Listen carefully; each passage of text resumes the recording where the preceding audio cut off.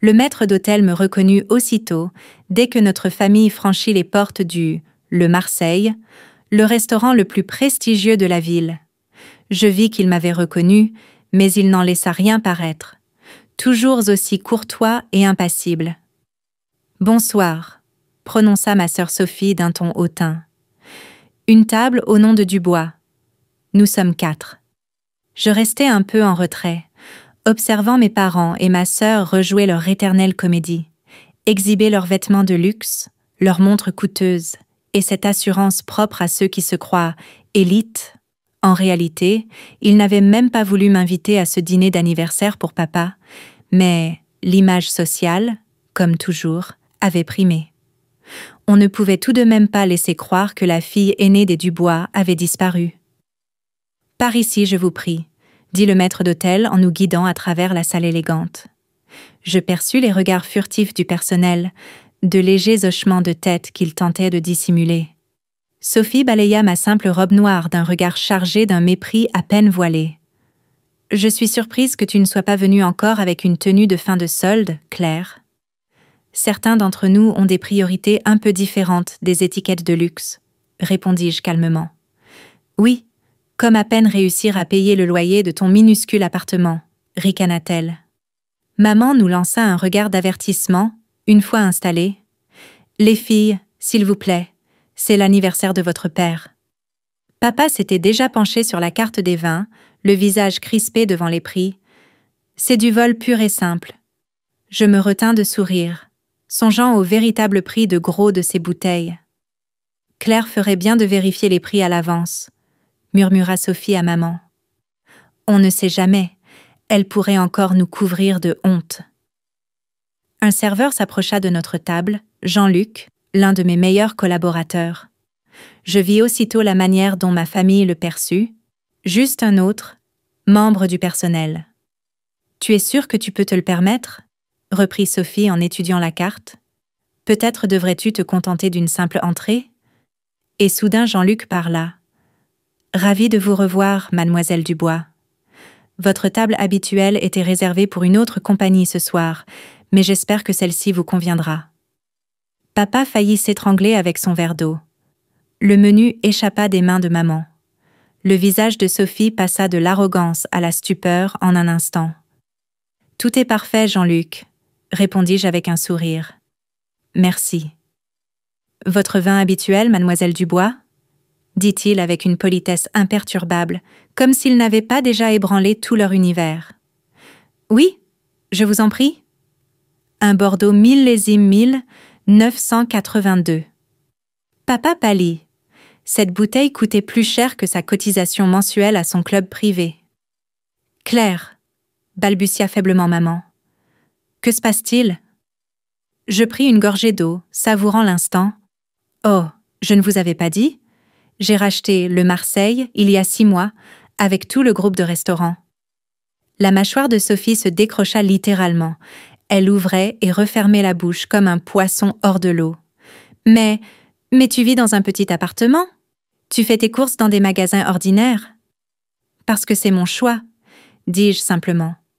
Contrairement à certains, je ne mesure pas la réussite à travers les marques ou les mètres carrés. Jean-Luc revint avec le vin qu'il présenta avec éclat. « Un choix splendide, comme toujours, mademoiselle Dubois. Dois-je demander au chef Michel de préparer votre soufflé préféré pour le dessert ?»« Ce serait merveilleux, » souris-je.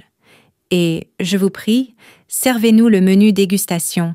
Après tout, c'est une soirée spéciale. » Lorsque Jean-Luc se retira, le silence s'abattit sur la table. Ce silence dense, lourd, qui tombe lorsque l'on réalise soudain qu'on vient de se moquer de la propriétaire des lieux. Mon téléphone vibra. Sans doute une mise à jour concernant le nouveau restaurant que nous ouvrions à Londres. Mais cela attendrait. Pour l'heure, je comptais bien savourer le spectacle de ma famille, tentant d'assimiler la nouvelle. Leur pauvre fille possédait non seulement ce restaurant, mais encore toute une chaîne d'établissements prestigieux où ils adoraient afficher leur richesse. Parfois, la meilleure revanche n'est pas de proclamer son succès, c'est de laisser les autres le découvrir d'eux-mêmes, au moment précis où ils rient de vous. Papa prit une grande gorgée d'eau, rêvant sûrement qu'il s'agissait de quelque chose de plus fort. Sous la table, Sophie pianotait frénétiquement sur son téléphone, sans doute pour vérifier à qui appartenait ce groupe de restaurants. La réponse était simple. À moi. Pour ma part, je m'adossai tranquillement à ma chaise, pris le menu, que je connaissais pourtant par cœur, et souris. Ce dîner promettait d'être des plus intéressants. On apporta le menu dégustation. Chaque plat surpassait le précédent. Le chef Michel s'était visiblement surpassé ce soir. Il savait que j'étais à table. Ma famille picorait en silence, tentant d'assimiler cette nouvelle réalité. Comment tout cela a-t-il pu arriver? Finit par lâcher papa, la voix tendue. Je pris une gorgée de Bordeaux parfaitement vieilli. Tu te souviens de cette formation en gestion de la restauration pour laquelle tu avais refusé de payer? Celle que tu jugeais inutile parce que ce n'était pas de la finance, comme pour Sophie. Papa se tortilla, mal à l'aise, sur sa chaise. Sophie, soudain, trouva un intérêt débordant à son foie gras. Il se trouve que le marché de la haute gastronomie était un terrain idéal pour une révolution, poursuivis-je. Aujourd'hui, mon entreprise possède 32 établissements sur 3 continents.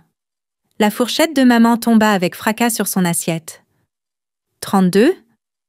Y compris le cirque à New York, la maison à Paris et ce petit restaurant londonien où vous aviez célébré votre anniversaire de mariage, ajoutai-je négligemment. Celui pour lequel vous étiez si fier d'avoir obtenu une table. Sophie rougit. Alors, c'est pour ça qu'on nous a immédiatement installés quand j'ai donné le nom Dubois? Exactement, répondis-je avec un sourire. Mais cela ne justifiait pas d'être désagréable avec le personnel. Il me rapporte tout. Jean-Luc reparut avec un nouveau plat, des coquilles Saint-Jacques parfaitement snackées, absentes du menu principal. La toute dernière création du chef Michel, annonça-t-il. Il souhaiterait recueillir votre avis, mademoiselle Dubois, avant de l'ajouter à la carte permanente. Je remarquai papa en train d'évaluer mentalement la valeur de mon empire. Le même homme qui m'avait autrefois reproché de gâcher mon potentiel en choisissant la restauration plutôt que sa société d'investissement. Le restaurant de Londres ouvre le mois prochain, ajoutai-je en goûtant la coquille Saint-Jacques. Nous sommes déjà complets pour 3 mois. Londres? La voix de maman n'était qu'un souffle. Mais tu disais que tu ne pouvais pas te permettre de venir avec nous l'été dernier. Et en effet, je ne pouvais pas. J'y étais déjà. Je suivais le chantier de mon nouveau restaurant. Mais je logeais dans un penthouse. Pas avec vous dans un hôtel familial. Le téléphone de Sophie vibra. Sans doute qu'un de ses amis du grand monde avait déjà colporté la nouvelle, qui possédait réellement leur restaurant préféré. « Alors pourquoi n'as-tu jamais déménagé dans un appartement plus grand ?» demanda-t-elle. « Pourquoi ne pas acheter de vêtements de luxe ?»« Je préfère investir dans ce qui compte vraiment, » répondis-je.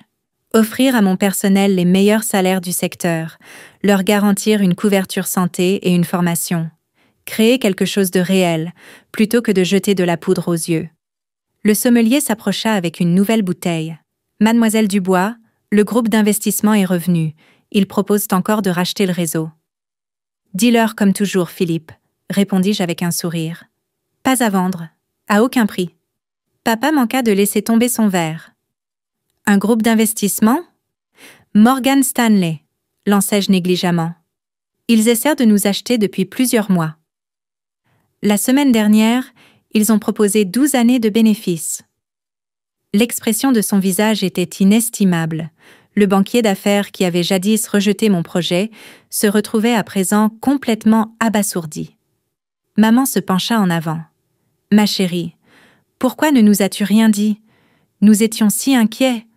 En te voyant, vivre si modestement. Parce que le succès, maman, ce n'est pas dans l'ostentation. C'est dans le fait de bâtir quelque chose d'authentique, » répondis-je en balayant du regard la salle élégante. « Tout ce que j'ai, je l'ai construit seule. Sans aide de la famille, sans réseau, sans héritage, ni capitaux. » Une desserte arriva à notre table.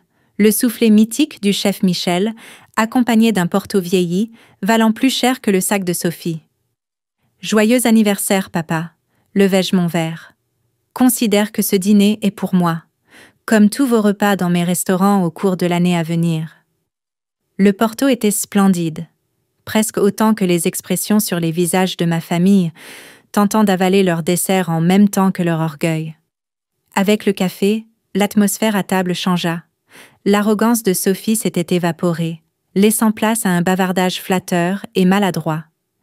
Maman mentionnait à plusieurs reprises des amis qui seraient ravis d'investir dans mon prochain projet. Papa, lui, restait surtout silencieux, se remémorant sans doute combien de fois il s'était vanté du poste de Sophie dans sa société, tout en ricanant de mon « petit boulot » dans la restauration.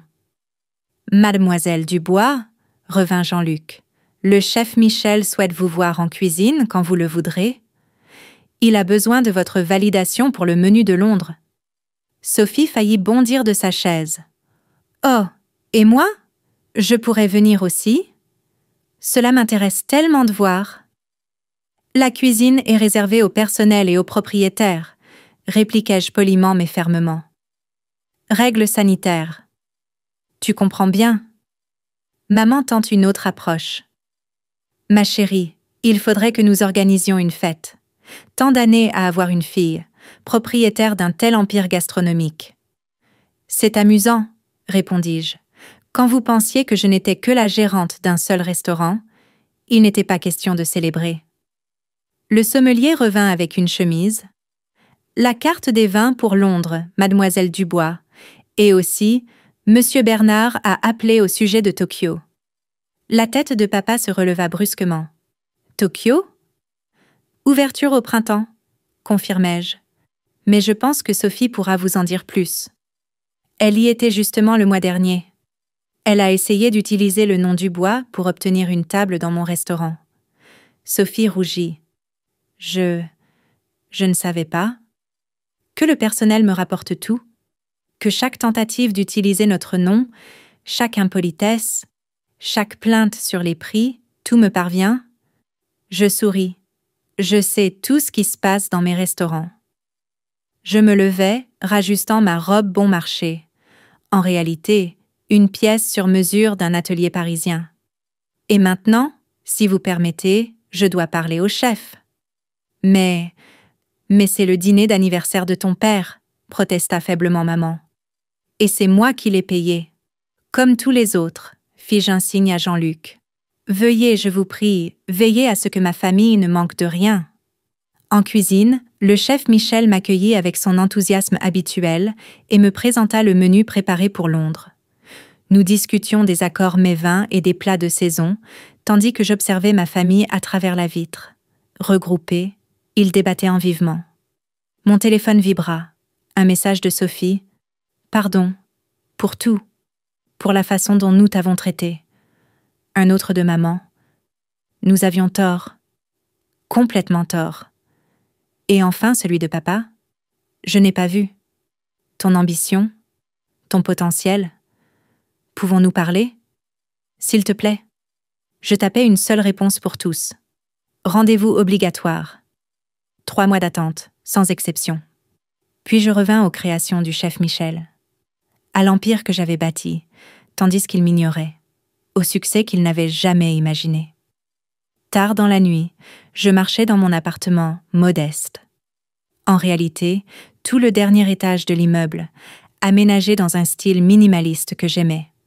Au mur, encadré, la première critique publiée après le rachat du « Le Marseille ». Un acheteur anonyme transforme un restaurant moribond en empire culinaire. Anonyme, sous-estimé, inarrêtable. Je pris mon téléphone et envoyai un dernier message à ma famille. La prochaine fois que vous jugez quelqu'un, souvenez-vous, celui que vous regardez de haut pourrait bien être le propriétaire du sol sur lequel vous marchez. Le succès, ce n'est pas prouver aux autres qu'ils avaient tort, c'est continuer à se prouver à soi-même que l'on avait raison. Et parfois, la saveur la plus douce ne réside ni dans le meilleur vin, ni dans le soufflet parfait. Mais dans ce moment où ils comprennent, tout ce temps, ils étaient fiers d'eux-mêmes, assis dans un restaurant qui m'appartient.